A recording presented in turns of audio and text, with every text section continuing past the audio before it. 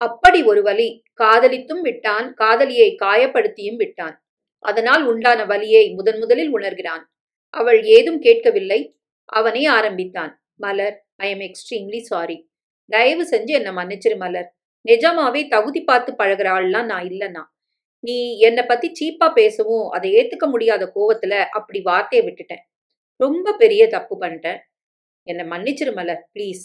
அவனை ஏறிட்டு பார்த்தாள். அவன் விழிகளும் முகமுமே அவன் உண்மையாக வருத்தப்படுவதை உணர்த்தியது. அவன் விழிகள் அவளிடம் கெஞ்சியது.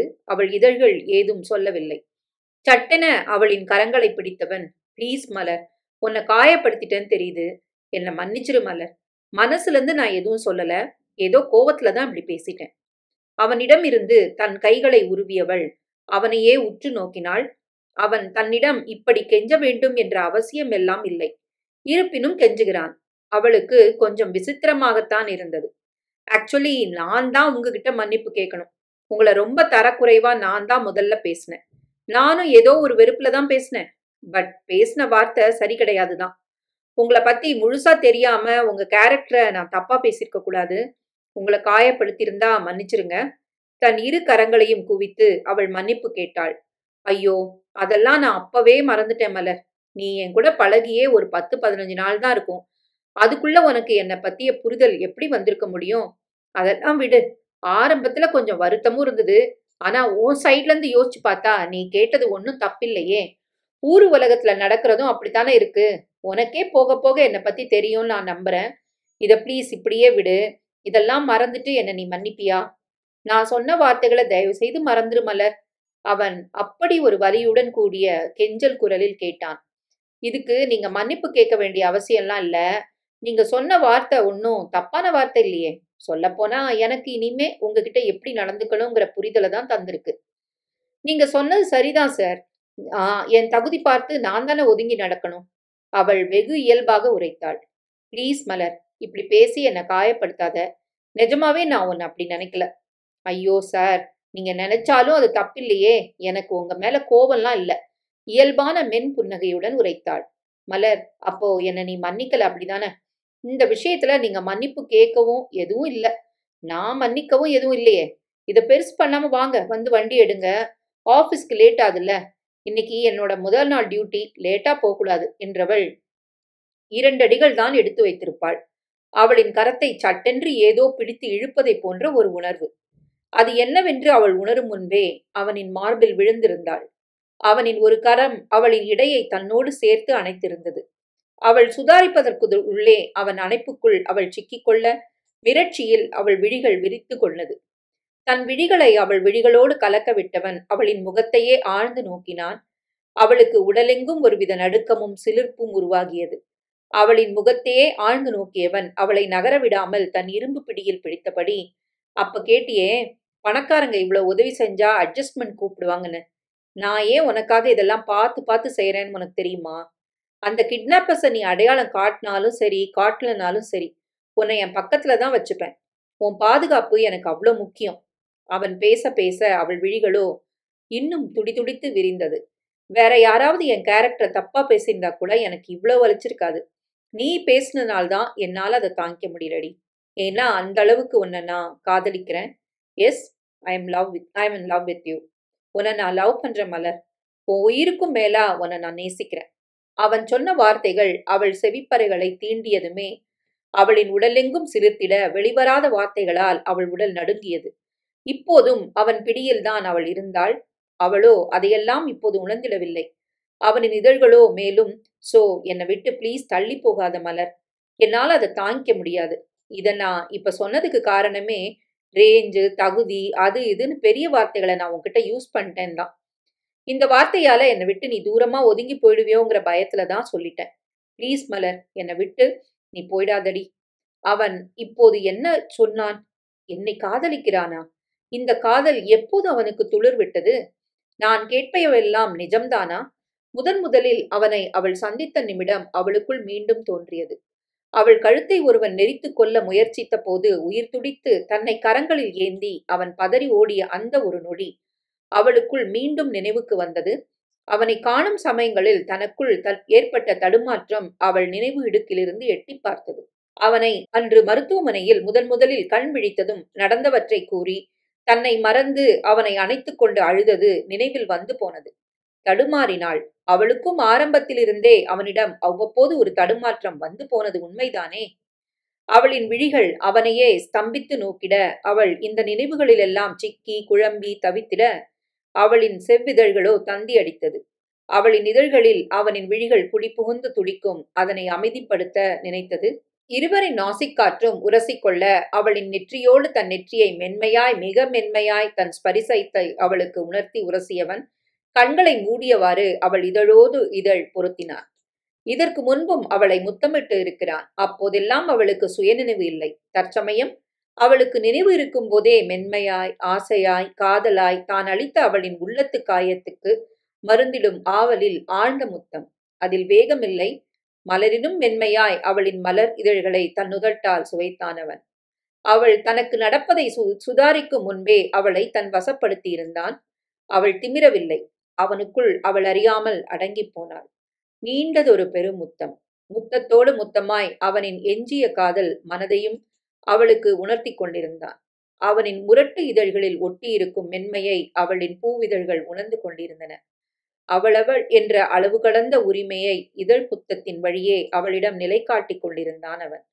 சுவைக்க சுவைக்க தீண்டாத பெருஞ்சுவையாய் காதல் கனிரசமாய் அவனுக்கு அது தித்திட்டது. ஆனால் அவளுக்கு காதல் கசிந்தோடி அவளின் பூ இதழ்களை தனதாக்கியவன் தேனுண்ட வண்டாக அவளில் லயித்து அள்ள அள்ள குறையாத அமுதென்று எண்ணி அள்ளி அள்ளி பருகிட்டான். தன் பிஞ்சு கரங்களை அவனின் நெஞ்சந்தனில் வைத்து பலங்கொண்டு அவனை தன்னை விட்டு அவனிடம் இருந்து விலகினாள். ஏற்கனவே செம்பவளமாயிருக்கும் அவளின் இதழ்களோ அவனின் தீண்டலால் மேலும் சிவந்து படபடத்துக் கொண்டிருந்தது. அவளின் விழிகளோ கண்ணீரை சுரந்திருக்க அவளின் உடல் எங்கும் நடுக்கம். அவனையே அவள் வெறித்து நோக்கியவளாய் தன் இதழ்களை அவசரமாக புறங்கையால் துளைத்திட அவனும் அப்போதுதான் நிகழ்வுலகுக்கு திரும்பினான். அவளை இப்படி முத்தமிடுவான் என்று அவனே நினைத்திடவில்லைதான். அந்த நொடியில் அவளை காயப்படுத்தி தூர தள்ளிவிட்டு வேதனை தாழாமல் அவளை தன்னிடம் மீண்டும் வரவழைக்க வேண்டும் என்ற எண்ணத்தில் அவசரமாக காதலை சொல்லி கட்டி அணைத்து இதழ் சுவைத்து தற்சமயம் இடைவெளி விட்டு அவளின் பதிலுக்காக காத்து கொண்டு நிற்கின்றான். மலர், சாரி, கிஸ் பண்ணணும்னு இன்டென்ஷன்லாம் இல்லடா. நீ தள்ளி போனதும் எமோஷன்ல தான். அவளோ அவனை நிமிர்ந்து பார்த்தவள், என்னை ஏன் இப்படி சித்திரவதை பண்றீங்க என்றாள். அவன் மீண்டும் அவளை நெருங்கி வர சட்டென்று அவனை விட்டு தள்ளி நின்றவளாய், என்கிட்ட வராதீங்க, என்னால இதுக்கு மேல எதையும் தாங்க முடியாது. ஏன் எனக்கு மட்டும் இப்படிலாம் நடக்குது? அவள் விழிகளிலிருந்து கண்ணீர் கன்னம் நனைத்து வழிந்து கொண்டிருந்தது. மலர், இப்ப ஏன் அழற? ப்ளீஸ்டா, அழாத. என்னால அதை தாங்க முடியல. ஐயோ, இப்படிலாம் பேசாதீங்க, ஆத்திரமாக கத்தினாள். சரி, ஓகே ஓகே, எதுவும் பேசல, கூல் டவுன். இருவருக்கும் இடையே மீண்டும் பேரமைதி. அவளே பேசட்டும் என்று அவளது பதிலுக்காக காத்திருந்தான் அவன். அவள் நீண்ட நேரம் ஏதோ யோசித்து பின் பெருமூச்சொன்றை விடுத்து, என்ன லவ் பண்றீங்களா என்றாள். அவள் கேட்டதுமே காதலும் ஆசையுமாய், ஆமா, உன்னை மட்டும்தான் லவ் பண்றேன் என்றான். அவள் சட்டென, பட் எனக்கு அந்த மாதிரி எந்த எண்ணமும் இல்லை, தயவு செய்து இந்த மாதிரி எண்ணத்தோட என்கிட்ட பழகாதீங்க என்றாள். ஏய் மலர், அவன் ஏதோ பேச வாயெடுக்க அவனை நோக்கி வேண்டாம் என்பது போல கையை நீட்டி தடுத்தவள், இதுக்கு மேல இதை பத்தி பேச வேண்டாம், என்னை தொல்லை பண்ணாதீங்க ப்ளீஸ். சரி, உன்னை நான் தொல்லை பண்ணல, பட் எனக்கு நீ மறுக்கிறதுக்கு உண்டான வேலிட் ரீசன் வேணும். அவன் விடாப்பிடியாக அவளை நிறுத்தி வைத்து கேட்டான். ஏன்னா உங்களுக்கும் எனக்கும் செட் ஆகாது. உங்க ஃபேமிலி சிச்சுவேஷன் வேற, நாங்க அப்படி இல்லை. மலர், நான் அப்படி பேசினதை மனசுல வச்சுக்கிட்டு இப்படி பேசுறியாடா? வலியும் ஏக்கமுமாக அவன் கேட்டான். அவளிடம் அமைதி. அவன் பெருமூச்சொன்றை விடுத்து, என் மனசுல உள்ளதை உங்ககிட்ட சொல்லிட்டேன், இனிமே உன் முடிவுதான். பட் உன்னை தவிர வேற யாரையும் நான் மனசார கூட நினைச்சு பார்க்க மாட்டேன். உன் பதிலுக்காக வெயிட் பண்ணுவேன். ஐயோ, நான் தான் சொல்றேன்ல, ஏன் இப்படி பேசுறீங்க? இந்த எண்ணத்தோட என்கிட்ட பழகாதீங்க. அவனோ இறுகிய முகத்துடன், உன்னை நான் லவ் பண்ண சொல்லி கம்பல் பண்ணலையே, பட் அதுக்காக உன்னை லவ் பண்ணாம என்னால் இருக்கலாம் முடியாது. நான் இப்படிதான், உனக்காக வெயிட் பண்ணுவேன். உன்னைதான் மனசுல நினைச்சுக்கிட்டு இருப்பேன். அதை தடுக்க உன்னால முடியாது, புரிஞ்சுதா? எனக்கு இந்த வேலை வேண்டாம். நானும் என் குடும்பமும் இங்கிருந்து போயிடுறோம். ப்ளீஸ், எங்களை இங்கிருந்து அனுப்பிடுங்க, நாங்க போயிடுறோம். அவள் இப்படி பேசவும் அவனுக்கு ஆத்திரம் மேலிட சட்டென முகிலன், லூசாடி நீ, எங்க போவ? உனக்கு கொஞ்சமாச்சும் மண்டையில ஏதாவது இருக்கா? உன்னை எத்தனை முறை கொலை செய்ய பார்த்தானுங்க, பைத்தியக்காரி மாதிரி போறேன் போறேன்னு சொல்ற. உன் உயிருக்கு இப்படி ஆபத்து வர அளவுக்கு ஆனதுக்கு ஒரு வகையில நானும் தான் காரணம். ஸோ உன்னை பாதுகாக்கிற கடமை எனக்கு இருக்கு. நீ என்ன லவ் பண்ணு, பண்ணாம போ. அது உன் இஷ்டம். அதுக்காக உன் உயிரை எல்லாம் என்னால ரிஸ்க்ல விட முடியாது. வா வந்து கார்ல ஏறு என்றவன் முன்னோக்கி நடக்க அவனின் முதுகையே வெறித்து பார்த்தபடி அங்கேயே நின்றாள். 2, 3 அடி வைத்தவன் அவளை திரும்பி பார்த்து, என்ன யோசனை? லவ் டார்ச்சர்லாம் பண்ண மாட்டேன். வாடி என்றான். அவனை நோக்கி முறைத்துக் கொண்டு வேகமாக நடந்தவள், லவ் டார்ச்சர் பண்ண மாட்டேன்னு சொன்னீங்க. அப்புறம் டி சொல்லி கூப்பிடுறீங்க என்றாள் முறைப்புடன். அவள் இதழ் துடிக்க, இப்படி குழந்தைத்தனமாக கேட்கவும் குறும்பு சிரிப்போடு அவன் உடனே, நீ வேணா என்ன டா சொல்லி கூப்பிடு. நான் உன்ன மாதிரி கோவப்பட மாட்டேன். ஐயோ ப்ளீஸ் இப்படிலாம் பேசாதீங்க. ஏய், நான் இப்ப என்ன தப்பா பேசினேன்? இதுக்கே இப்படி மூஞ்ச சுளிக்கிற?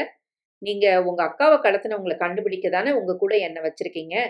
என்கிட்ட இப்படிலாம் பேசுறது உங்களுக்கே தப்பா தோணலையா? இப்படிலாம் பண்ணா உங்க அக்கா மாமாட்ட இதெல்லாம் நான் சொல்லிட்டுருவேன். அவள் கூறிய விதத்தில் வாய்விட்டு சிரித்தவன், ஓஹோ என்ன மிரட்டுறியா? போ போய் சொல்லு. யார் வேணான்னு சொன்னா? உன்னை கிஸ் பண்ணன்ல, மறக்காம அதையும் சேர்த்து சொல்லு. நான் என்ன குழந்தையா அதுக்கெல்லாம் பயப்படுறதுக்கு? அவனை விழிவிரிய பார்த்தவள், நீங்க இப்படிலாம் பேசுவீங்கன்னு நான் நினைச்சு கூட பார்த்ததில்ல. சட்டென்று ஒரு கண்ணை குறும்பாக சிமிட்டியவன், ம் இதுக்கு மேலேயும் பேசுவேன். அதுக்கு நீ என் லவ்க்கு ஓகே சொல்லணுமே. ஹலோ, லவ் டார்ச்சர் பண்ண மாட்டீங்கன்னு சொன்னீங்க. இப்ப இப்படி பேசுறீங்க? ஏய், நான் உன்கிட்டயே என்ன லவ் பண்ணு மலர்ன்னு எப்படி சொன்னேன்? நீ ஓகே சொன்னா வேற மாதிரி பேசுவேன்னு தானே சொன்னேன். இதெல்லாம் வேணாம் முகில் சார். எங்க அம்மாவுக்கு இதெல்லாம் தெரிஞ்சா பாவம் நொந்து போயிடுவாங்க. யாரு? என் வருங்கால மாமியாரையா சொல்ற? ம் இப்படி பேசாதீங்க முகில். கோவத்துல அவன் பெயரை அவள் உணராமலேயே உச்சரித்தாள். அவன் அதை கவனித்தான். அவனுக்கும் அது பிடித்திருந்ததால் அதனை சட்டை செய்யாமல், ஆல்ரெடி நாம லேட்டு. இப்ப என்ன ஆபீஸ்க்கு வரியா இல்லையா? அவளை தான் தன் சிறைக்குள் கொண்டு வந்து விட்டானே. அவள் குடும்பமே அவன் கையில் இருக்க அவளால் எந்த ஒரு முடிவையும் தனித்து எடுக்க முடியவில்லை. வேகமாக நடந்து சென்றவள் காரின் முன்னிருக்கையில் அமர்ந்தாள். அவளிடம் காதலை சொன்ன திருப்தியில் மனம் நிறைந்தவனாய் முகிலனும் காரில் வந்து அமர்ந்தவன் அதனை ஓட்ட ஆரம்பித்தான். அவளுக்கோ உள்ளமெல்லாம் பலவிதமான சிந்தனைகள். அவன் காதலை உரைக்கும் போதே தெரிந்தது, அதில் பொய்மை இருக்க வாய்ப்பில்லை என்று. இருப்பினும் அவளால் தான் ஏனோ அதை ஏற்றுக்கொள்ள முடியவில்லை. அவளின் முகமாறுதல்களை வைத்தே அவள் உள்ளுக்குள் எதையெதையோ யோசித்து குழம்புகிறாள் என்று புரிந்து கொண்டவன், ஏய் ரொம்ப யோசிக்காதடி, அதான் நான் இருக்கேன்ல, பாத்துக்கலாம். டீன்னு சொல்லாதீங்க. சொச்சோ, இப்ப நான் உன்னை டீன்னு சொன்னனா? வாய் தவறி கூறியவன் போல் வேண்டுமென்றே சமாளித்தான். அவனை முறைத்தவள், ப்ளீஸ் இன்னொரு முறை இப்படி டீன்னு சொல்லாதீங்க. ஓகே ஓகே சொல்லல, பட் ஃப்ளோல வந்தா நான் பொறுப்பில்ல. அவனுக்கு பதிலளிக்காமல் ஜன்னல் வழியே அவள் வேடிக்கை பார்த்திட அவளை குறும்போடு நோக்கியவன், ஒன்னு கேட்டா தப்பா நினைக்க மாட்டியே, கேட்கவா என்றான். அவள் அவனை திரும்பி நோட்டமிட அவனோ அவள் சொல்வதற்கு முன்பே, கிஸ் அடிச்சேன்ல, எனக்கு அது ஃபர்ஸ்ட் டைம். ஓகேவா இருந்ததா? இல்ல இன்னும் பெட்டரா வேணுமா? அவன் இப்படி ஓப்பனாக கேட்டதுமே அவளுக்கு கன்னங்கள் சிவந்திட விழி விரிந்து கொண்டது. சட்டென முகத்தை ஜன்னலை நோக்கி திருப்பியவளுக்கு உள்ளுக்குள் ஏகப்பட்ட உணர்வுகள். ஆம், நம்மை பிடித்தவர்களின் ஸ்பரிசத்தால் உண்டாகும் ஒருவித உள்ளுணர்வு நமக்கும் தெரியும் அல்லவா? அவளுக்குமே அந்த மாதிரியான ஒரு உணர்வு ஆர்ப்பரித்தது. அவளுக்கே அது ஏனென்று புரியவில்லை. அவள் முகத்தை திருப்பிக் கொண்டதும் அவளிடம் வேண்டுமென்றே வம்பிழுக்கும் எண்ணத்துடன் முகிலனோ, என்ன மலர் அந்த பக்கம் திரும்பி வெக்கப்படுறியா என்றான்.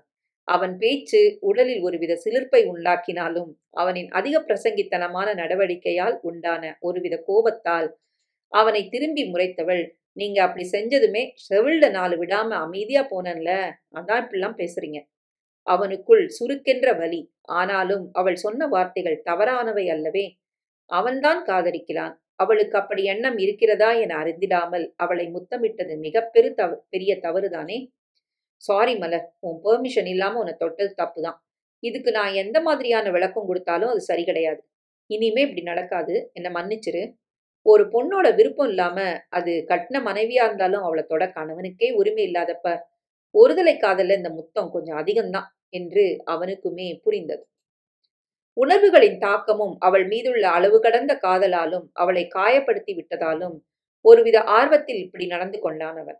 அவனின் மன்னிப்பு கூறும் விழிகளையும் இதழ்களையும் கண்டவளுக்கு உள்ளுக்குள் இனம் புரியாத சோகம் தாக்கியது. அவளுக்கே அது ஏனென்று புரியவில்லை. ஆம், அவளுக்கும் அவனை பிடிக்கும் தானே. அதை அவள்தான் இன்னும் முழுதாக உணரவில்லையே. தன்னவன் கலங்கும் போது பெண்களுக்கு உண்டாகும் அதே வலி அவளுக்கும் உருவாகியது. அவளுக்கே அது விசித்திரமாக தெரிந்திட அவனின் அந்த குற்ற உணர்வு பொருந்திய முகத்தை ஏறிட முடியாமல் திருப்பிக் கொண்டாள் அவள். இருவருக்குமே ஒருவித தர்ம சங்கடமான நிலை. நல்ல வேளையாக அந்த நிசப்த சூழலை கலைக்கும் விதமாக முகிலனின் மொபைல் போன் சிணுங்கியது. ஒரு கையால் ஸ்டியரிங்கை பிடித்தபடி மறு கையால் போனை எடுத்தவன் போனை பார்க்க அதில் புது எண் ஓடியது. அதை புருவ சுளிப்போடு ஸ்பீக்கரில் போட மறுமுனையில், ஹலோ முகில் சார், நான் அருண் பேசுறேன் என்றான். அருண், என்ன மேன், புது நம்பர்? ஆமா சார், சில பர்சனல் யூஸ்க்காக தான். சரி, என்ன விஷயம் சொல்லு. முகில் ஆர்வமானான். மலர் மேடமோட சிஸ்டர்ஸ் மதி அண்ட் நிலா 2 பேருக்கும் செக்யூரிட்டி டைட் பண்ண சொன்னீங்கல்ல, அது விஷயமா பேசணும். அவன் அப்படி சொல்லியதுமே மலர் சட்டென வியந்து முகிலனின் புறம் திரும்ப அவனுக்குமே அவள் முன்வைத்து அருண் இப்படி பேசியது ஒரு மாதிரியாகத்தான் இருந்தது. ஆனால் தற்சமயம் அவனுக்கு கேட்டாக வேண்டிய சூழ்நிலை. ஒருவித தயக்கத்துடன் சொல்லு அருண் என்றான். அவங்களுக்கு எக்ஸாம்ஸ் நடந்துட்டு இருக்கு. முன்னாடி காலேஜுக்கு வெளியே வர மட்டும்தான் பாட்கார்டு அரேஞ்ச் பண்ணியிருந்தேன். இப்போ 2 ஒர்க்கர்ஸ் காலேஜ் உள்ளவே அனுப்பியிருக்கேன். அங்க விசாரிச்ச வரை எல்லாம் சேஃப் தான் சார் என்றான். Okay, good Arun. மலர் வீட்டுக்கு வந்து அவ கையை கட் பண்ணாங்க. அது பத்தி வேற ஏதாவது க்ளூ கலெக்ட் பண்ண முடியுதா பாரு என்றவன் இணைப்பை துண்டித்திட மலரோ அவனையே புரியாத புதிராக நோட்டமிட்டாள். அவள் தன்னை பார்ப்பதை உணர்ந்தவன் அவள் புறம் திரும்ப அவள் உடனே, இத்தனை நாளா இதெல்லாம் செய்றீங்க? ஏன் இதெல்லாம்? எத்தனை நாளா இதெல்லாம் செய்றீங்க என்றாள். கொஞ்சம் முன்னாடி நான் சொன்னேன்ல உன்னை காதலிக்கிறேன்னு. அதுக்கு அர்த்தம் வெறும் காதல் மட்டும் இல்ல. நீ தான் எனக்கு எல்லாமும். எனக்கு உயிரே நீதான். அப்படி இருக்கும்போது உனக்கு பிடிச்சவங்கள, உன் குடும்பத்தை எல்லாம் நான் எப்படி கவனிக்காம விடுவேன்? அவன் வார்த்தைகள் அவளின் இதயம் வரை சென்று ஏதோ செய்தது. இத்தனை காதலா? இதற்கு தனக்கு என்ன தகுதி இருக்கிறது? அப்படி தன்னிடம் என்ன இருக்கிறது? குழம்பி போனவளாய் அவனை நோக்கியவளுக்கு உள்ளுக்குள் சட்டென ஒரு எண்ணம். ஒருவேளை அவனின் அக்காவை காப்பாற்றியதால் வந்த காதலா இது? பரிதாப காதலா? அதாவது தான் செய்த உதவிக்கு நன்றி கடனாக அதை ஈடு செய்ய இந்த காதலா? ஏனோ அப்படி எண்ணும் போதே அவளுக்கு ஒருவித தடுமாற்றம். காதல் இரக்கப்பட்டோ பரிதாபப்பட்டோ காரண காரியமாக வந்தாலோ அதை எப்படி ஏற்றுக்கொள்ள முடியும்? அதனால் உண்டான காதலெனில் அவளுக்கு அதை ஏற்றுக்கொள்ள மனம் வராதல்லவா? அவனிடம் இதை கேட்க நினைத்தவள் வாயை திறக்க முயல, அதற்குள் காரானது பெரும் கண்ணாடி பில்டிங் அடங்கிய வளாகத்துள் நுழைந்தது. அந்த உயர்ந்தோங்கிய கட்டிடத்தையும் அதன் கம்பீரத்தையும் வாயை பிளந்தவாறு பெண்ணவள் பார்க்க, முகில் உடனே இதான் எங்க கம்பெனி என்று RS ரீட்டைல் பிரைவேட் லிமிடெட் என்று பெரிய எழுத்துக்கள் பொறிக்கப்பட்ட அந்த கட்டிடத்தின் மேல் காட்டினான். அவள் அதனை நோக்கிடத் தொடர்ந்தவன், ஆர்னா ராஜவேல், அப்பா பேரு, எஸ் சுசீலா அம்மா பேரு. 2 பேருமே ஒரு கார் ஆக்சிடென்ட்ல சின்ன வயசா நான் இருக்கும்போதே இறந்துட்டாங்க. அதுக்கப்புறம் எனக்கு எல்லாமே என் அக்கா வசுதான் என்றான் சிறு வலி நிறைந்த புருமலுடன். அவளுக்கு மனதுக்குள் ஏதோ எண்ணங்கள். அதற்குள் மீண்டும் அவன், இதான் மெயின் ஆஃபீஸ். சென்னையில ஆஃபீஸ் பிரான்ச் ஒன்று இருக்கு. நமக்கு மெயின் பிசினஸ் டெக்ஸ்டைல்ஸ் தான். இது இல்லாம super market, jewel shop, mobile showroom என அவன் தன் தொழில்களை பற்றி அவளுக்கு சொல்லிக் கொண்டிருந்தான். ஆம், PA என்ற பெயரில் அவளை உள்ளே நுழைத்தால் மட்டும் போதுமா? அவளுக்கு அடிப்படையாக தன் தொழில் விவரங்கள் அனைத்தும் தெரிந்திட வேண்டும் என்று ஒவ்வொன்றாக மெதுவாக விளக்கினான். ஆனால் அவளின் கவனம் இப்போது ஏனோ தாழ்வு மனப்பான்மைக்குள் வந்து சிக்கிக் கொண்டது. அவன் அப்போது உரைத்த ரேஞ்ச், தகுதி என்ற வார்த்தை ஏனோ இப்போது அவள் கண்முன் வந்து போனது. காரானது பார்க்கிங் ஏரியாவுக்குள் நுழைய செக்யூரிட்டி ஒருவன் ஓடி வந்து கார் கதவை திறந்திட இருவரும் காரிலிருந்து இறங்கினார்கள்.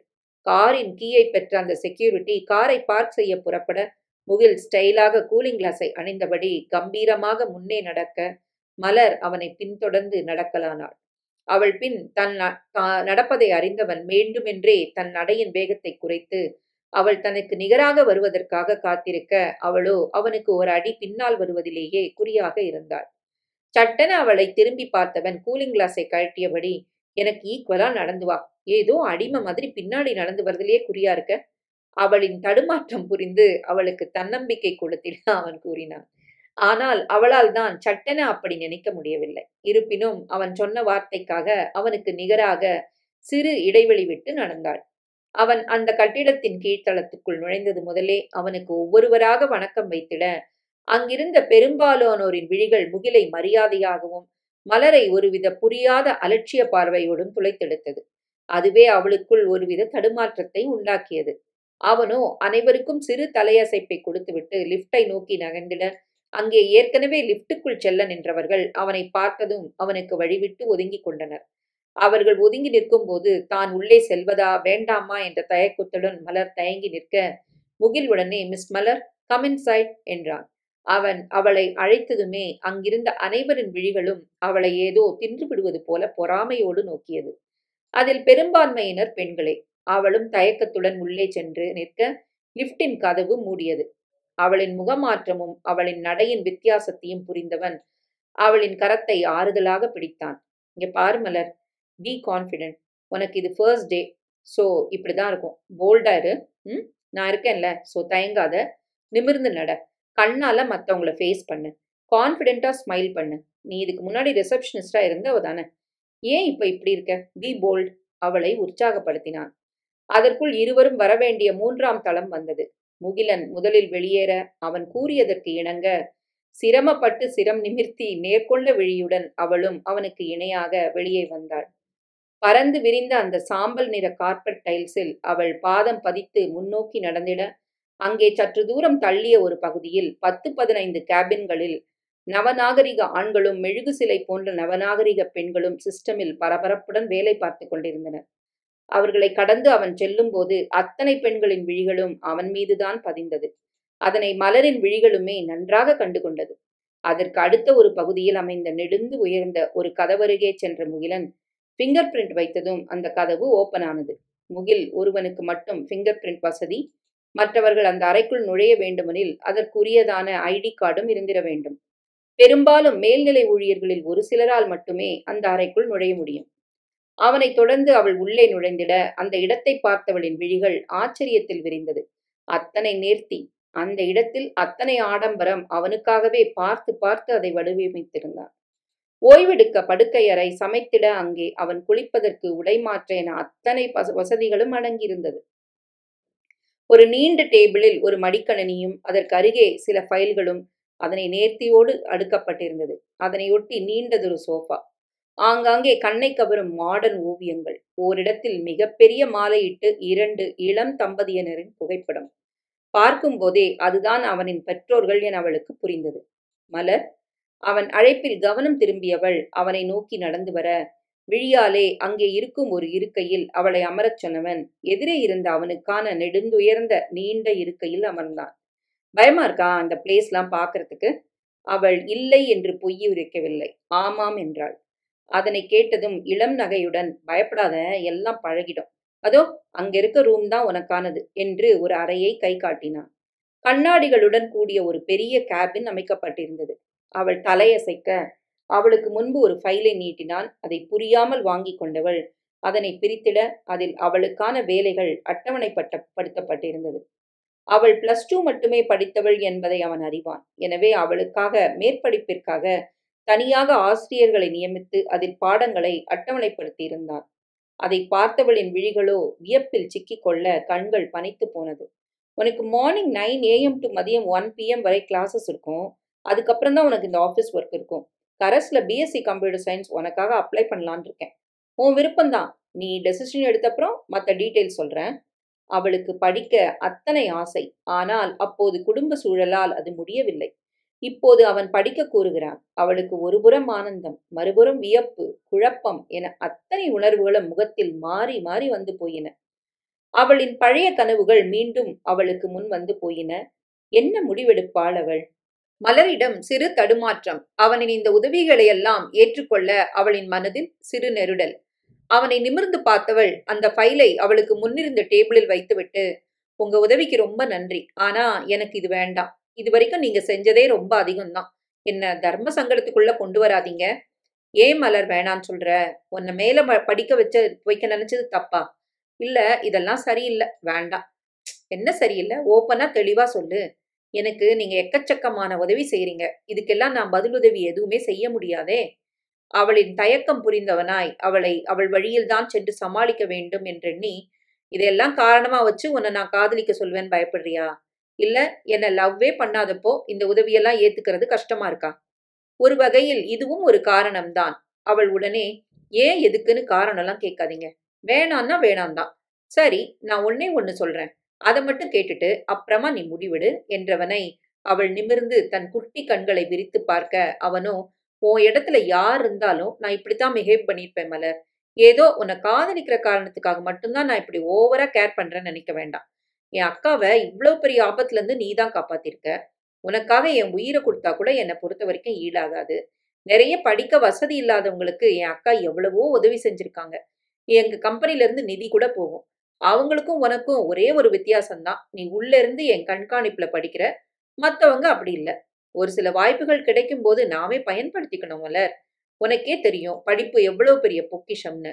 இது கிடைக்காம எத்தனை பேர் கஷ்டப்படுறாங்கன்னு. உனக்கு தானா வருது, அதை ஒதுக்காத. ஆம், அவளுக்கும் இவையெல்லாம் தெரிந்ததுதானே. அவன் காதலை வேண்டாம் என்றதைப் போல இந்த கல்வியை அவளால் அத்தனை எளிதில் வேண்டாம் என்று கூற இயலவில்லை. இப்ப சொல்லு, உன் முடிவென்ன? மலருக்கு இப்போது கொஞ்சம் மனம் தெளிவடைந்திருக்க, சரி, நான் நீங்க சொன்ன மாதிரியே படிக்கிறேன். ஆனா ஒரு கண்டிஷன். அவள் ஒப்புக்கொள்வதே பெரிதாயிருக்க, அவன் ஒற்றை புருவத்தை உயர்த்தி, என்ன என்றிட, அவள் உடனே, எனக்காக தனியா லெக்சரர்லாம் வேணாம். நான் இங்க இருக்க டைம் என் ஒர்க் மட்டும் பார்க்குறேன். என் பர்சனல் விஷயத்த நானே என்னோட ஃப்ரீ டைம்ல பார்த்துக்கிறேன். அவன் பெருமூச்சொன்றை விடுத்து, சாரி மலர், அடம் பிடிக்காத. நீ ஸ்கூல் முடிச்சு ஒரு 4-5 வருஷம் இருக்குமா? டோட்டலா உன் மைண்ட் பிளைண்டா இருக்கும். ப்ராப்பரா கிளாஸ் போகாம உன்னால கத்துக்க முடியாது. நான் ஏற்கனவே சொன்ன மாதிரி படிப்பு விஷயத்துல உன்னோட சுயமரியாதை, தன்மானம் எல்லாம் பார்க்காத. அவன் குரலில் அத்தனை கண்டிப்பு. அவளுக்கும் அவன் சொல்வது சரி என்றுதான் தோன்றியது. இருப்பினும் ஏதோ ஒரு தடுமாற்றம். அவனை வேண்டாம் என்று மறுத்த பின்பு அவனிடம் இத்தனை உதவிகளை எல்லாம் பெறுவது அவளுக்கு பெரும் சங்கடமாக இருந்தது. இவர்கள் இருவரும் பேசிக் கொண்டிருக்கும் போதே, எக்ஸ்கியூஸ் மீ சார் என்ற பெண் குரல் இருவரும் கவனம் பெற்று திரும்ப, அங்கே ரம்யா தான் நின்று கொண்டிருந்தார். முதலில் முகில் புன்னகையுடன் அவள் புறம் திரும்பியவன், hey Ramya, come in, how are you? வீட்டில் எல்லாரும் எப்படி இருக்காங்க என்றான். இந்த ரம்யா மகேந்திரனின் நம்பிக்கையான பர்சனல் செக்ரட்டரி மற்றும் முகிலனின் பள்ளி தோழி. முகிலனின் கட்டாயத்தின் பேரில் வெளியிடங்களில் முகிலை பெயர் சொல்லியும் அலுவலகத்தினுள் சார் என்றும் தான் அழைப்பாள். ரம்யா மலரை புரியாமல் நோக்கிட, முகில் உடனே ஏதோ நினைவு வந்தவனாய், இவங்க தான் மலர், அக்காவுக்கு ஹெல்ப் பண்ணாங்கல்ல, அது இவங்க தான். அண்ட் மலர், இது ரம்யா, எங்க மகேந்திரன் மாமாவோட personal secretary. She is very talented. பெண்கள் இருவரும் சிநேகமாக புன்னகைத்துக் கொண்டனர். சொல்லு ரம்யா, என்ன விஷயம்? மார்னிங்கே என் ரூம்க்கு வந்திருக்க? காலையில மகேந்திரன் சார் ஃபோன் பண்ணாரு. அவர் ஆபீஸுக்கு வர வரைக்கும் உன்னை ஃபாலோ பண்ணிக்க சொன்னாரு. அதான் நேரா இங்க வந்தேன் என்றான். முகிலனின் அறையில் இருக்கும் 3வது தளத்தின் கடைசியில்தான் மகேந்திரனின் அறை இருக்கிறது. RS கம்பெனியின் chairman Vasumathi, executive director Mugilan. வசுமதிக்கு பிறகு சேர்மேன் பொறுப்பு முகிலனிடமும் எக்ஸிகியூட்டிவ் டைரக்டர் பொறுப்பு மகேந்திரனிடமும் வந்து சேர்ந்தது. தற்சமயம் மகேந்திரன் அலுவலகத்துக்கு வராத சூழலில் ஒட்டுமொத்த பாரமும் முகிலன் தோளில்தான் இறங்கியுள்ளது. மகேந்திரனோ நம் வசுமதி முகிலனைப் போல பணக்கார குடும்பத்தை சார்ந்தவன் இல்லை. சாதாரண மிடில் கிளாஸ் வாழ்க்கை வாழ்ந்தவன்தான். பெற்றவர்கள் இல்லாதவன். அவனது அப்பாவின் சகோதரர் வளர்ப்பில்தான் வளர்ந்தான். ஒரு கட்டத்துக்கு மேல் சித்தி சித்தப்பாவிற்கு இடையே தன்னால் பிரச்சனை உருவாவது தெரிந்து தானாக ஒதுங்கி கொண்டவன். பகுதி நேர வேலை ஒரு புறமும் கல்லூரி படிப்பு மறுபுறமும் என படித்து வேலைக்கு செல்ல ஆரம்பித்து விட்டான். மகேந்திரன் வேலைக்கு சேர்ந்த KK கம்பெனிக்கும் வசுமதியின் RS கம்பெனிக்கும் தொழில் ரீதியாக நல்ல நட்புறவு இருந்திட, அவ்வாறுதான் இருவருக்கும் பழக்கம் ஏற்பட்டது. அந்த பழக்கம் பின்னாளில் காதலாக உருவெடுத்துதான் இருவரும் மனம் முடித்துக் கொண்டார்கள்.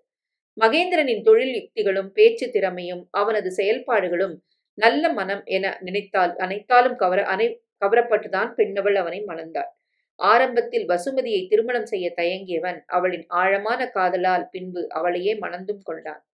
தொழில் விஷயங்களையும் அவளுக்கு பின் கவனிக்கிறான். அப்போது முகிலனுக்கு பர்சனல் செக்ரட்டரியாக இருந்தவள் இந்த ரம்யாதான். அவளின் அதீதமான திறமையால் மகேந்திரன் ஆரம்பத்தில் தொழிலை கவனிக்க ஆரம்பிக்கும் போது அவனுக்கு உதவியாக இருக்க வேண்டும் என ரம்யாவை மகேந்திரனின் PAவாக வசுமதிதான் நியமித்தாள். முகில், ஓகே ரம்யா, நீ உன் கேபினுக்கு போ. ஒரு 11 மணிக்கு காமன் மீட்டிங் ஒன்று அரேஞ்ச் பண்ணு. எனக்கு என்னென்ன ப்ரோக்ராம் இருக்குன்னு ஒன்ஸ் செக் பண்ணு. லாஸ்ட் 30 டேஸ்ல என்னென்ன மீட்டிங்லாம் கேன்சல் ஆகியிருக்குன்னு பார்த்து ரீஸ்கெடியூல் பண்ணிடு. அவன் சொல்ல சொல்ல அவள் தலையாட்டியவள் இறுதியாக, சார், இன்னைக்கு வினோத் லீவா? இந்நேரம் அவன் இருந்தா இதெல்லாம் ப்ராப்பரா பண்ணிருப்பானே. வினோத் தான் முகிலனின் தற்போதைய பர்சனல் செக்ரட்டரி. எஸ் ரம்யா, அவனுக்கு மேரேஜ்னு சொன்னான். 1 மந்த் லீவ் வாங்கியிருக்கான். உனக்கு இந்த நியூஸ் எப்படி தெரியாம இருந்தது? இருவரும் இவ்வாறு பேசிக் கொண்டிருக்கும் போது அடிக்கடி ஆங்கில வார்த்தைகளை உச்சரிப்பதும் ரம்யா சிரித்து பேசுவதும் அவளின் நளினமான உச்சரிப்புகளும் மலரை வெகுவாகவே கவர்ந்தது. இத்தனை அழகிய பெண்கள், திறமையான பெண்கள் இருக்கும்போது இவருக்கு ஏன் என்னை பிடிச்சிருக்கு? அவளின் உள்மனம் இப்படி எண்ணாமல் இல்லை. அடுத்த சில நிமிடங்களில் ரம்யா அவனிடம் பேசிவிட்டு அங்கிருந்து வெளியேறினாள். மலரோ யோசனையுடன் அங்கே இருந்த இருக்கையில் அமர்ந்து இருந்தாள். ரம்யா சென்றதும் மலரின் புறம் திரும்பியவன், மலர், உனக்கு இன்னைக்கு ஆக்சுவலா வேலை எதுவும் இல்லை. பட் ஃபர்ஸ்ட் டே எதுவும் ஒர்க் பண்ணாம இருக்கக்கூடாது. ஸோ குட்டி குட்டி ஒர்க்ஸ் தரேன் என்றவன் ஒரு ஃபைலை அவள் கையில் கொடுத்தான். அதை அவள் வாங்கியதுமே, இதுல இருக்க டாக்குமெண்ட்ஸ் எல்லாம் 2 காப்பீஸ் ஜெராக்ஸ் எடுத்துடு என்றவன் தன் மடிக்கணினியோடு அவளை ஒட்டி நின்றபடி, இந்த ஃபோல்டர்ல இருக்க டாக்குமெண்ட்ஸ் எல்லாம் இந்த மெயில் ஐடிக்கு சென்ட் பண்ணு. அவனது அருகாமை அவளுக்குள் ஏதோ ஒன்றை உண்டாக்கியது. அவனிடம் சலனம் ஏதும் இல்லை. உண்மையாகவே அவன் அவளுக்கு சிறிது சிறிதான வேலைகளை கொடுத்து அவளுக்குள் ஒரு தன்னம்பிக்கையை உண்டாக்க முயற்சித்துக் கொண்டிருந்தான். அவளுக்குள் தான் அவன் மீதான தடுமாற்றம் ஆரம்பித்தது. ஓகேவா மலர், இதெல்லாம் ஒரு 11 மணிக்குள்ள முடிச்சிருவியா? 11 மீட்டிங் இருக்கு என அவள் புறம் திரும்பி கேட்க அவளும் சரி என சம்மதித்தாள். அவளுக்குமே அந்த வேலைகள் எல்லாம் எளிதாகத்தான் தோன்றியது. அடுத்தடுத்து அவனுக்கும் வரிசையாக வேலைகள் வந்து சேர அவளை அவன் திரும்பியும் பார்க்கவில்லை. வரிசையாக தொலைபேசி அழைப்புகள் வேறு வந்து கொண்டிருக்க அவன் பிஸியாகி போனான். அவன் அறையிலே அவனுக்கு அருகாமையில் இருந்தேதான் அவன் இட்ட வேலைகளை செய்து கொண்டிருந்தாள். அவன் கூறியதைப் போலவே அவன் அளித்த வேலைகளை 11 மணிக்கு முன்பாகவே அவள் முடித்தவள் அவனை நோக்கினாள். அவனோ இறுகிய முகத்தோடு யாருடனோ காரசாரமாக தொழில் விஷயங்கள் பற்றி பேசிக் கொண்டிருந்தான். இந்த நேரத்தில் அவளுக்கோ அவசரமாக இயற்கை உபாதை வேறு வந்து தொலைத்திட எந்த புறம் செல்ல வேண்டும் என்றும் தெரியவில்லை. அங்கே இருக்கும் கதவுகளை திறக்கவும் வழி தெரியவில்லை. அவனிடம் இதை எப்படி கேட்பது என்றும் புரியவில்லை. எதேச்சையாக அவள் புறம் திரும்பியவனுக்கு அவள் தன்னை பார்ப்பதும் பின்பு வேறுபுறம் முகத்தை திருப்புவதும் மறுபடியும் மீண்டும் தன்னை பார்ப்பதும் என அவள் முகத்தில் ஏதோ ஒரு தவிப்பு தென்பட்டதை உணர்ந்தான். இணைப்பை துண்டித்தவன் அவளை நோக்கி நடந்து வர அவளோ இயல்பாக தன்னை காட்டிக்கொள்ள நினைத்து அவன் கொடுத்த அந்த மடிக்கணியை வைத்து ஏதோ செய்து கொண்டிருந்தாள். அவள் தன்னை பார்த்ததும் இப்படி நடந்து கொள்வதை உணர்ந்தவனின் இதழோரம் சிறு புன்னகை. அவளுக்கு அருகாமையில் நின்றவன் மலர் என்றான். சட்டென இருக்கையில் இருந்து எழுந்தவள், நான் எல்லா ஒர்க்கும் முடிச்சிட்டேன், வேற ஏதாவது வேலை இருக்கா சார் என்றாள். அவளை தலை முதல் கால் வரை மெதுவாக நோட்டமிட்டவன், ஆர் யூ ஓகே, ஏன் ஒரு மாதிரி இருக்க? அது ஒண்ணுமில்லையே, நான் நல்லாதான் இருக்கேன். அவளின் வார்த்தைகள் தடுமாறிட அவள் விழிகளோ அந்த அறையையே சுற்றி சுற்றி நோட்டமிட்டது. அவளுக்கு எப்படியாவது ரெஸ்ட் ரூமை கண்டுபிடிக்க வேண்டிய கட்டாயம். முகிலனோ, இல்லையே, உன்னை பார்த்தா அப்நார்மலா தெரியுதே, ஏதாவது பிரச்சனையா இருந்தா சொல்லு. இல்ல சார், அதெல்லாம் இல்ல. அவனோ நம்பாமல் அவளை உன்னித்து நோக்கியவன், ரெஸ்ட் ரூம் ஏதாவது யூஸ் பண்ணுமா என்றான். அவளால் ஆம் என்றும் சொல்ல முடியவில்லை, இல்லை என்றும் சொல்ல முடியவில்லை. சட்டென்று அவளிடம் அமைதி. அவளின் அமைதியே அவளின் அத்தியாவசத்தை உணர்த்திட முகிலன் சிறு முறுவலோடு, மலர், என் பின்னாடி வா என்று முன்னோக்கி நடக்க ஆரம்பித்தான். அவனின் இதழ்களில் அடக்கப்பட்ட புன்னகை அவளுக்கோ அவமானமாகி போனது. தலையை குனிந்து கொண்டே சென்றதில் முன்னே நின்றவனை உணராமல் அவன் முதுகிலே மோதி சட்டென நின்றாள். அவள் புறம் திரும்பியவள், ஏண்டி இப்படி தலைய தொங்க போட்டுட்டு வர? நிமிந்தாதான் என்ன? ரெஸ்ட் ரூம் எங்க இருக்குன்னு கூட வாயை திறந்து கேட்க மாட்டியா? அவள் இன்னும் குனிந்த தலை நிமிரவில்லை. அவனோ அவள் சங்கோஜமான மனநிலையில் இருப்பதை உணர்ந்து, இந்த ரூம் தான் என்று ஒரு கதவருகே சென்று ஃபிங்கர் பிரிண்ட் வைத்து ஓபன் செய்தான். என்ன இவன் டாய்லெட்டுக்கெல்லாம் போய் பாஸ்போர்ட் போட்டு வச்சிருக்கான்? அவசரத்துக்கு வரவங்க இதெல்லாம் போடுவாங்களா, இல்ல உள்ள ஓடுவாங்களா? அவளால் இப்படி எண்ணாமல் இருக்க முடியவில்லை. அந்த கதவு திறந்ததுமே அவசரமாக உள்ளே ஓடிவிட்டாள். அவள் அவசரமாக உள்ளே நுழைந்ததும் அவனால் அவளை நினைத்து சிரிக்காமல் இருக்க முடியவில்லை. வாய்விட்டு சிரித்தவன் தன் இடத்தில் வந்தமர உள்ளே சென்றவளை வெகு நேரமாகியும் காணவில்லை. ஆம், அவளுக்குத்தான் அந்த கதவை எப்படி திறக்க வேண்டும் என்று தெரியவில்லையே. கதவின் அருகே அவன் எப்போது வருவான் என அதனையே உற்று நோக்கி கொண்டு அவள் நின்று கொண்டிருந்தாள். என்ன இவளை காணும், ஒருவேளை டோர் ஓபன் செய்ய தெரியாம உள்ளவே நிற்கிறாளோ? அப்படி நினைக்கும் போதே அவனுக்கு சிரிப்புதான் வந்தது. கதவருகே வந்தவன் டோரை ஓபன் செய்ய அவள் அங்கு அசடு வழிந்தவாறு நின்று கொண்டிருந்தாள். அவள் வெளியேற முகில் அடக்கப்பட்ட சிரிப்புடன், உள்ள போறதுக்கு மட்டும்தான் பாஸ்வேர்ட், வெளியில வர அதெல்லாம் இல்ல, கதவு இழுத்தாலே வந்துரும் என்றான். அவளோ அவனை நிமிர்ந்து லேசான முறைப்புடன், இதுக்கு போய் யாராவது பாஸ்வேர்ட் லாக்லாம் போடுவாங்களா? நான் கொஞ்சம் ஸ்பெஷல், அப்படித்தான். அவளோ பதிலளிக்காமல் தலையில் அடித்துக் கொண்டே அந்த சோஃபாவில் வந்து அமர்ந்து கொண்டாள். உண்மையில் முன்பெல்லாம் இந்த டாய்லெட் பாஸ்வேர்ட் வசதியெல்லாம் அவன் செய்து வைக்கவில்லை. அவளை தன்னுடன் வைத்திருக்க எப்போது முடிவெடுத்தானோ அப்போதிலிருந்துதான் இந்த அதிகப்படியான பாதுகாப்பு முறைகளை அவன் செய்து வைத்திருந்தான். தன் கை கடிகாரத்தை பார்க்க அதில் நேரத்தை பார்த்தவன் தன் மீட்டிங்கிற்கு இன்னும் நேரம் இருப்பதை உணர்ந்து அவளை சீண்டி விளையாடிட அவளிடம் நெருங்கினான். மலர், அவன் அழைப்பில் அவசரமாக அவனை நோக்கி அவள் நகர்ந்திட அவனோ, இதோ இந்தா இந்த ரூம் கிச்சன். உன் கையால ஸ்ட்ராங்கா ஒரு டீ போட்டு எடுத்துட்டு வரியா? அவளும் சம்மதமாக தலையசைத்து விட்டு அவன் கை காட்டிய பகுதிக்குள் நுழைந்தாள். அந்த கிச்சனுக்குள் சகல வசதிகளும் இருக்க அதை பார்த்தவளுக்கு ஒரே குழப்பம். இதென்ன ஆபீஸா இல்ல வீடா? கிச்சன் பெட்ரூம் எல்லாம் உள்ளவே இருக்கு. இவர் வேலை பார்க்க வராரு இல்ல சமைச்சு சாப்பிட்டு தூங்க வராரா?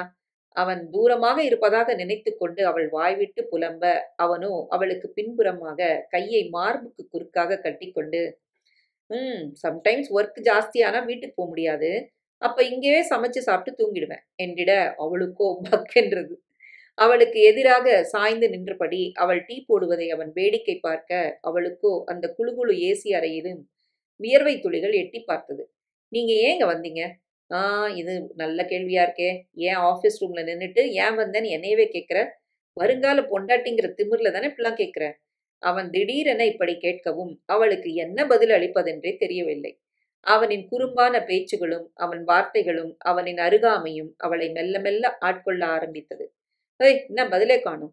இப்படிலாம் ப்ளீஸ் சார் பேசாதீங்க. நான் தான் இதெல்லாம் செட் ஆகாதுன்னு சொன்னேன்ல. திரும்ப ஏன் இப்படிலாம் பேசுறீங்க? நானும் இப்படிலாம் பேசக்கூடாதுன்னு தான் நினைக்கிறேன். பட் உங்ககிட்ட ப்ரப்போஸ் பண்ண அப்புறம் இதெல்லாம் பேச நல்லா இருக்கே. நான் என்ன பண்ணட்டும்? சட்டென்று ஒரு கண்ணை குறும்பாக சிமிட்டி அவன் கேள்வி எழுப்பினான். அவன் கண் சிமிட்டும் போது எத்தனை அழகாக இருக்கிறான்! அவளின் உள்மனம் சட்டென நினைத்திட, அதனை கடிந்து கொண்டவள் அவனிடம் வேண்டுமென்றே அதற்குப் பிறகு பேசாமல் மௌனியானாள். அவளின் அமைதியை முறுவலோடு பார்த்தவன் அங்கிருந்து வெளியேறி மீண்டும் தன்னிடத்தில் வந்து அமர்ந்து கொண்டான். அடுத்த சில நொடிகளில் அவள் அளித்த தேநீரை இதழ்களாலும் அவளை விழிகளாலும் பருகியவன் மீட்டிங்கிற்கு ஆயத்தமானான். வா மலர், போலாம். அவனின் இந்த அழைப்பினால் திகைத்தவள், எங்க போறோம்? மீட்டிங் இருக்குன்னு சொன்னேன்ல, மறந்துட்டியா? நான் எதுக்கு மீட்டிங்க்கு? பின்ன ஆபீஸ் ஸ்டாஃப்ஸ் எல்லாரும் உன்னை இன்ட்ரோ தர வேண்டாமா? இல்ல, நான் வரல. ஹேய், நீ என்ன அப்பத்துலேருந்து என்னை எதிர்த்து எதிர்த்து பேசிட்டு இருக்க? உனக்கு நான் முதலாளிங்கிற எண்ணமே உள்ள இல்லையா? அதையும் தாண்டி வேற ஏதோ ஆசை வேற உள்ள இருக்கு. அப்படிதானே? அவளை அடக்கப்பட்ட இதழ் புன்னகையுடன் வேண்டுமென்றே சீண்டியவன் அவளின் முக கலவரத்தை ரசித்தவாறே, ஒருவேளை உன்னோட குட்டி இதயத்துக்குள்ள நான் பூந்துட்டனா? அதான் இப்படி துணிச்சலா பேசுறியா? ஒற்றை புருவத்தை உயர்த்தி வினாவினான். ஐயோ சார், அதெல்லாம் இல்ல. நான் வரேன். மீட்டிங் தானே, எங்க போகணும் என அவள் கதவிருக்கும் திசைக்கு எதிர் திசையில் நடக்க, சட்டென்று அவள் கரத்தை பிடித்தவன் அவளை இழுத்திட, அவளோ அவனின் அந்த சிறிய இழுப்பிற்கே பொம்மையென அவன் மார்பில் வந்து விழுந்தாள். அவனின் அகன்ற மார்பில் அவள் விழுந்து கிடக்க அவளின் விழிகளும் அவனின் விழிகளும் ஒன்றோடொன்று கலந்து கொண்டது.